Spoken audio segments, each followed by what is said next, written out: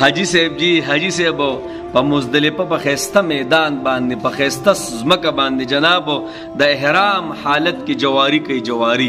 پته نه لګي دا خو ماته مسلمانان نه ښکاري یار یا خدا د مسلمانان بدنامي ځکه چې مسلمان خدا نشي کولی یار خو زه به یو څو خبرې وکم ښه په دې حج کې هم چې ډېر کسان داسې تلي جناب چې ټیک ټاک یې به پکې سازولې دا غځای نه به را روان شو حاجیان صاحبان په دې کال کې چې تلي دي حاجیان صاحبان داسې به را روان شو ویډیوګانې به یې کولې او چې هر ځای ته به تلل بس ویډیو تصویران څه ټایم کې خو ما ویلې که داسې دي الله بندګان موږ کې اخلاص شته او کو نشته الله دې موږ ټول ماف کړي بس د ټیک ټاک ویډیوګانې به پکې هم کولې حاجي صاحب نه 11 لکه روپۍ ولګې پته نه لګي چې د چا دپاره موږ دا کوو الله دې موږ ټول ماف کړي دې موبایل خو موږ تباه او برباد کړو داسې کسان تلي دي او تاش کوي په ښایسته ځمکه باندې د احرام حالت کې الله اکبر کبیره زه به یو څو خبرې وکړم ډېر لوی بزرګ تېر شوی دی هغه فرمایل وایي زه یو پیرام دا موږ دا لکونو روپۍ ولګو خو هېڅ نه یو خبر دا کسان چې زیاتره د علماو سره هم نه لګي بیخي نه ورسره کیني نه ورسره پاسي دا هېڅ نه خبر تش لاړ شي او تش راشي داسې کسان مې لیدلي دي اورېدلي مې دي چې طوافونه یې مې دي کړي او سیټ ته بس پراته ایسته هسې هغه نسبت له لاړ شي او چې بیا راځي نو بچو ته وایي ګوره غټ خیرات وکوئ او ګوره غټ خیرات ګوره وکوئ او ګوره خلک دنه خپه نشي ګوره 2 3 4 میخې حلالې کوي الله اکبر کبیره هغه بزرګ وایي زه خانه کعبې مبارکې مخې ته داسې ناست یم وایي زما خواته یو کس ناست دی داسې بابا شانتې دی وایي مونځ انتظار هم کوو د مونځو هغه سړي زه داسې وړه کولم بابا ما ته وایي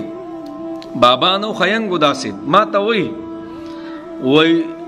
په هغه شین ګمبد چې کوم دی هغه شین که نه د نبي علیه السلام بره ګمبد یې یادو وایي په هغې کې خو لاندې دننه د نبي علیه الصلاة والسلام قبر دی وایي دا خو راته پته ده خو دا توره کوټه چې کومه ده الله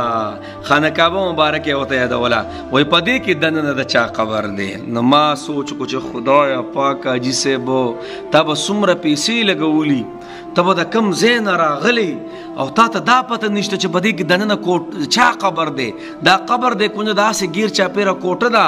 ګیر چاپېره دیوالونه دي نو الله دې موږ ټول ماف کړي دې موبایل خو زما او ستا حجونه او زما او ستا عمرې نه دی ډېر غټ نقصان یې ورته رسولی دی ښه بس لږ ړقه او بس ویډیو کوه لږ ړقه او بس ویډیو کوه او دغه زموږ حال دی جي پیسې ولګو او د خیراتونو را سره ډېر بیا غمي چې خیراتونه ډېر ماشاءالله ډېر خلک پکې ډېر زبردست حج وږي د سره څوک خبر هم نه کي بیخي د یو غوږ نه بل غوږ ته پته ونه لګي او دا بعضې خو د الله ماپ کې لږه زما په شان چې هر ځای ته تلل کو ابي زمزم وبس کې لږه ترله ویډیو وکړه ډایرکټ اپلوډ او بس دې خلکو ته به ځان خو د ظالمانو دا الله دې موږ ماپ کې پته نه لګي نو الله دې موږ ماف کړي نو غرض مې دا دی جي حج له چې کله ځي نو د علماو سره سړی لږه ناست تپاس ته وکړي چې کم ځای ته به ځې کم ځای ته به نه ځې بعضې به کې شیطانان ونولي مکمل بعضې به کې سرونه کټانې کې په خپله ماته مسلې راغلي به دي نه پوهېږي هلکه ته دلته څه کې ته چې کله ځې 11 لک روپۍ ته لګې او ته ځې نو ته دومره پته نه لګي ته لږ معلومات خو وکړه چې څه څه به پکار څه به نه وي پکار خو نه مړه ډېر پکې ښه دي ماشاءالله خو څه پکې ګوره ډېر هغه الله دې موږ ماف کړي دغه شانو هم دي دا کم چې تاسو یې هر کله ګورئ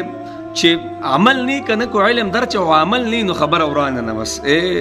احرام حالت کې جناب تاسونه او ګیر چاپېره دا خلکو ته ګوري لکه دومره څومره چې منې کي چې د الله بندګان تاسو دا څه کوئ بس پته نه لګي چې دغلته لا کم خلک تللی دی الله دې موږ معاف کړي جناب نو هر کله چې دغه ځایونو ته ځو نو د موبایل نه لږ ځان ساتو جي ټیک ټاک میکټاک پکې نه سازو داسې صرف دغلته پراته یو سکو نه بس الله دې موږ ماف کړي جناب دومره پیسې خلک ولګي تکلیفونه تیر کړي حج خدا په عباداتو کې د ټول نه ګرانې عبادت دی خو د الله دپاره کې خاموش وکړه چاته مه وایه بس خبره ختمه الله دې بس